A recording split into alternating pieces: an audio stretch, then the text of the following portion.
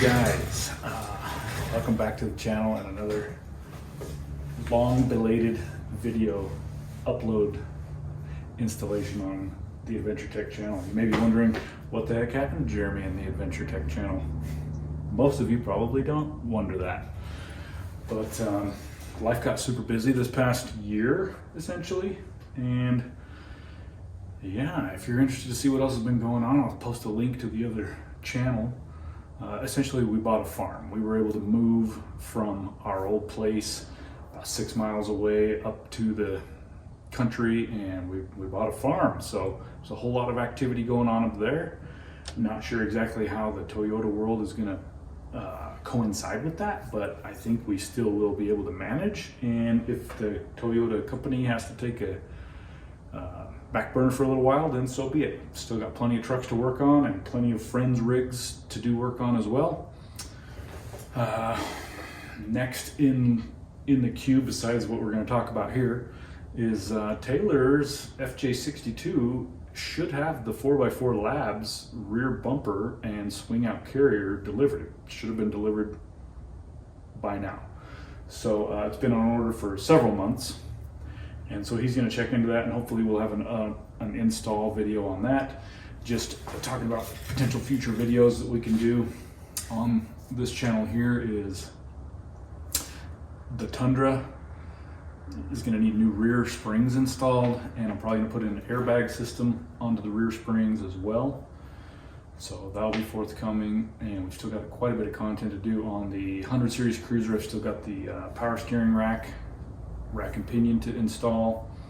Still working through some of the bugs on the suspension and the bump stops up front.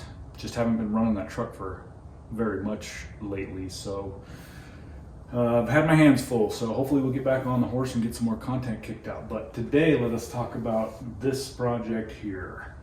So yeah, sometime back, it's been just about a year ago now, that we made that effort on the mini truck, the 1986 Toyota pickup truck, to swap out the engine. Well, that engine that we put in that truck turned out it was a broken engine. So major lesson learned on that one was, well, before you buy an engine from a friend or anybody, definitely invest in a stinking scope, a bore scope, a what do you call it, a fiber optic camera. They're super cheap. The Amazon ones are hella cheap, so run a freaking bore scope down the spark plug holes, and that would have saved me not so much money on the money I spent on the engine, but the time that I spent swapping that engine out. So that's why this video here is going to now be a bit of a continuance onto that project, because where that project left off was basically pulling out that engine was one episode, reinstalling the other engine, and then we were trying to work through the electronic ignition and the fuel injection system on that engine. Well, what we've done here now is we're just going to can that whole engine that was in there. We're going to take some of the parts off of it that were good, but we're going to revert back to rebuilding the engine that was in it. And so this engine here, it still was a functional running engine, but I think it was starting to blow some smoke out of the tailpipe, and it was leaking a fair bit of coolant out of the freeze plug. So it got overheated, which is primarily as a result of apparently me not teaching my son about the importance of checking your coolant levels on these older vehicles. So lesson learned. And it had been given a hot supper for some time prior to that. There were a few roads that I rallied this thing on that were taxing it to the max, no question about it. So anyway, we're going back to the original engine here. So my goal here is over the next couple days while I'm out here at out here at work is to pull off all of the peripheral items, get those organized, stored, and strip it down to the basic block. We'll leave the pan on it, the block, and the head, and we'll leave the valve cover on it too.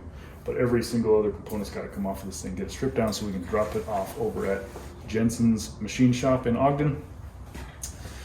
And hopefully we get this thing back and can begin reassembly of the engine within 3 weeks or so, 3 to 4 weeks, and then hopefully within a few weeks after that, we get it back installed into the truck because I sure miss having that damn truck to run around.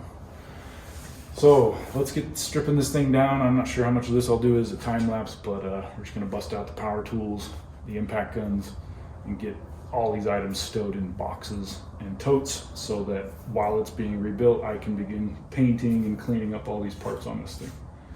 And hopefully, when they check it out, it's determined that it's totally serviceable. They can remill the head or do whatever else. We'll probably put in a better cam up top from LC Engineering and try to give it a little bit more power, but even if we can just get it back to its basic power output, we'll be in good shape.